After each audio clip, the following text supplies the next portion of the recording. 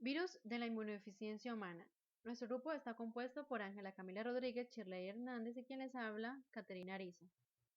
El VIH es el agente etiológico del SIDA o del síndrome de inmunodeficiencia adquirida. Se le llama síndrome porque este predispone a la aparición de una o más enfermedades en el paciente.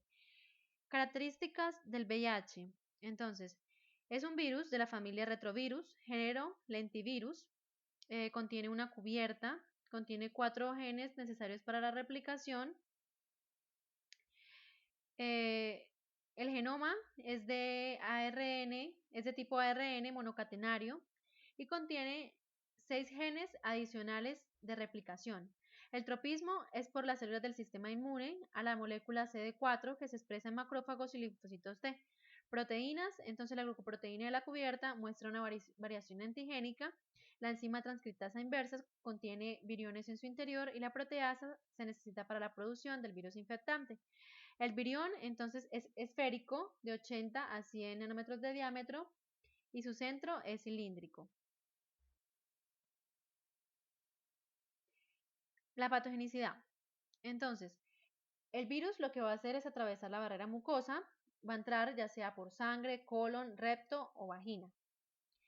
La infección comienza con la unión de las puntas de la glucoproteína GP120 y GP41.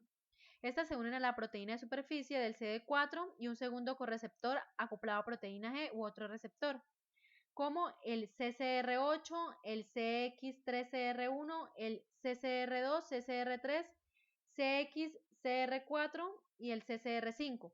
Acá pues aparecen en donde está expresado cada uno. El CCR5 contiene cepas de tropismo por los macrófagos, lo que indica lo que explica por qué las personas que carecen de este receptor del CCR5 son relativamente resistentes a la infección por vía sexual. Entonces, estos se van a unir con el correceptor de las células huésped, como la célula dendrítica o macrófago. Luego se produce una rápida migración hacia los ganglios linfáticos regionales, provocando la infección de los linfocitos TCD4. Posteriormente se da la diseminación a través del torrente sanguíneo hacia varios tejidos linfoides. Entonces, la infección de los linfocitos TCD4 puede causar aumento del metabolismo celular, aumento de apoptosis, aumento del agotamiento, muerte celular por los efectos citopáticos del virus. El ciclo replicativo, entonces, se va a dar en la unión de las puntas de la glucoproteína GP120 y GP41. Estas van a permitir la fusión de la envoltura vírica con la membrana celular.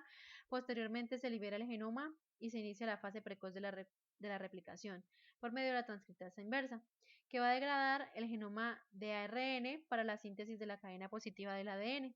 Utiliza ARN del virión para la síntesis de un ADN complementario de cadena negativa.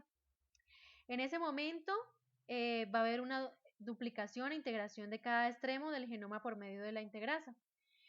Se va a dar entonces el inicio de la fase tardía y el ADN vírico, el provirus, es transcrito por la polimerasa de ARN2. La transcripción produce moléculas de ARN mensajero que contienen las secuencias de GAP, que su función es el antígeno de la cápside, GAP-POL, que cumple la función de codificar la polimerasa transcriptasa integrasa, y el EM, que cumple una función de glucoproteína de superficie.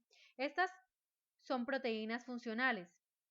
Entonces van a la codificación de BLTH1 y VIH. El BLTH1 va a estar regulada por TAS, que es el activador de la transcripción y de genes como la interleucina 2, la interleucina 3, el factor estimulador de colonias de macrófagos y el receptor para la interleucina 2. Estos me van a estimular el crecimiento del linfocito infectado. El RES, su función es regular el transporte de ARN mensajero hacia el citoplasma. Estos dos, entonces, lo que van a hacer es regular la replicación vírica.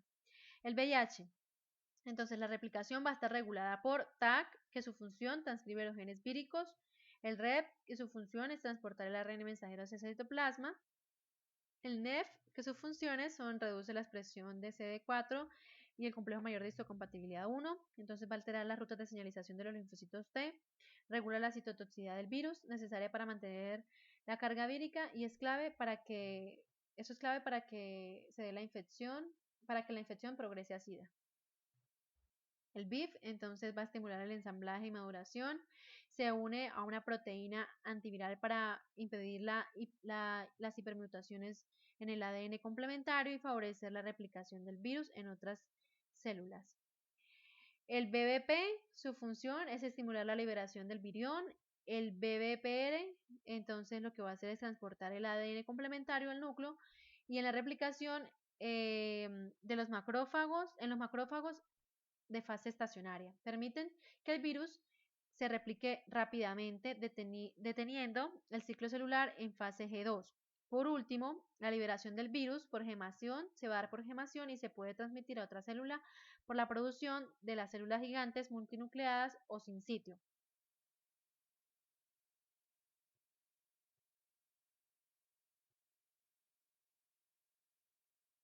Entonces, como el VIH va a alterar la respuesta inmune, entonces va a estar alterando y afectando lo que es la inmunidad innata y la inmunidad adquirida. Entonces, en la inmunidad innata afecta la producción de quimiosinas como el interferol y el MIPI alfa y beta. Ligandos naturales del receptor aumentan la invasión de la capacidad del virus. También va a afectar el macrófago, las natural killers y las células dendríticas.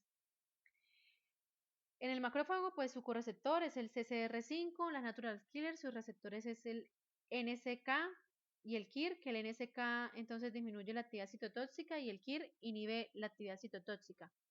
La célula dendrítica entonces afecta la producción de citoquinas, como el factor de necrosis tumoral alfa, que es el mediador de la inflamación, la interleucina 12, que disminuye entonces la estimulación de los natural killers, y el interferón facilita la replicación del virus. Entonces, la célula dendrítica se dirige a ganglios linfáticos y órganos secundarios linfáticos. Aquí vamos a ver cómo se altera la inmunidad adquirida. Entonces, al ir a los ganglios linfáticos y a órganos secundarios, lo que va a hacer es activar los linfocitos TCD4, TH1 y TH2 por medio de receptores como el CCR5 y el CXCR4. Van a inhibir a interleucina 2, produciendo que no se diferencien los linfocitos TCD8 y no proliferen los linfocitos B, afectando el complejo mayor de histocompatibilidad 1 y evitando el reconocimiento de los linfocitos CD8. Entonces, para hablar de la clínica, el desarrollo de los síntomas del SIDA se correlaciona con un aumento de la liberación del virus hacia las células y una reducción de los CD4. Entonces, esto lo vamos a explicar por medio de una gráfica, la cual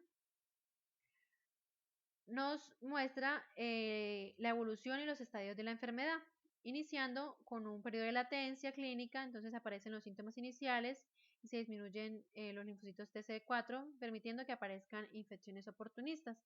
Los estadios están definidos por la concentración de linfocitos TCD4 y aparición de infecciones. Entonces, hay tres fases, ¿sí? La primera es la fase aguda, la infección aguda, que es asintomática. Puede presentar de 10 a 14 días después fiebre, dolor de garganta, erupción, linfadenopatía. En esta fase hay replicación. De 10 a 8 semanas después, entonces se va a dar la fase asintomática. Se da la diseminación viral, lo que provoca la disminución de los CD4. La infección crónica, que es en la fase de latencia, puede durar aproximadamente 10 años. El paciente es totalmente asintomático, aunque en algunas ocasiones puede presentar linfadenopatía generalizada, pérdida de peso, candidiasis y fiebre. La tercera fase es la fase del SIDA. Entonces va a estar caracterizada por la depresión notable del sistema inmunitario y la aparición de neoplasias y enfermedades del sistema nervioso. Entonces, neoplasias como el sarcoma de Kaposi, que es un cáncer que afecta a los revestimientos de los vasos sanguíneos, de los canales linfáticos, y en el cual vamos a observar unas lesiones de color rojo azulado, planas o elevadas con forma irregular, sangrado por lesiones gastrointestinales y dificultad para respirar. También puede presentarse esputo con sangre por lesiones pulmonares. Entonces, El sarcoma de Kaposi en personas con SIDA es causado por una interacción entre el VIH y un sistema inmunitario debilitado. También van a haber enfermedades del sistema nervioso que son del 40 al 90% síntomas neurológicos, como encefalitis subaguda, mielopatía vascular, meningitis aséptica, neuropatía periférica. Por la disminución de los CD4, entonces pueden aparecer unas infecciones oportunistas como los protozoarios, entre esos está el Toxoplasma gondii, hongos como el Candida albicans, bacterias como la Mycobacterium tuberculosis y virus como el herpes simple. Las manifestaciones más graves en adultos incluyen fatiga, malestar general, pérdida de peso, falta de aire, diarrea crónica, leucoplasia pilosa y linfadenopatía. Sin tratamiento, las primeras manifestaciones se pueden presentar después de 8 a 10 años y la muerte ocurre aproximadamente 2 años más tarde. En niños, entonces, los que tienen infección adquirida en fase perinatal tienen pronóstico insatisfactorio porque para la fecha pues no se ha desarrollado su sistema inmunitario. Entre las manifestaciones encontramos neumonitis intersticial linfoide, neumolinfadenopatía, sepsis bacteriana, hepatosplenomegalia, diarrea y retraso del crecimiento. Por lo general, 2 años más tarde el niño muere. Para culminar, entonces vamos a hablar del diagnóstico. Pruebas de laboratorio que se da pues por métodos indirectos y métodos directos. Entonces, en los métodos indirectos podemos encontrar las pruebas de screening serológicas, las técnicas inmunoenzimáticas. Entonces vamos a encontrar la ELISA con antígeno obtenido del lisado vírico, que es la ELISA de primera generación. También vamos a encontrar indirecto o competitivo con antígeno obtenido de proteínas recombinantes o péptidos sintéticos, que es ELISA de segunda generación, y de tipo sándwich o de inmunocaptura con antígeno obtenido de proteínas recombinantes o péptidos sintéticos, en el cual se van a detectar anticuerpos de clase inmunoglobulina G, inmunoglobulina M, inmunoglobulina A. Esta es ELISA de tercera generación y pues la que da un diagnóstico más asertivo, entonces es la ELISA de cuarta generación, ya que esta da detección combinada de anticuerpos específicos y antígenos de VIH. Otras técnicas pueden ser la aglutinación, el dot block y la inmunocromatografía. Las pruebas confirmatorias, entonces puede estar el Western blot, el inmunoensayo lineal, inmunofluorescencia indirecta y radioinmunoprecipitación.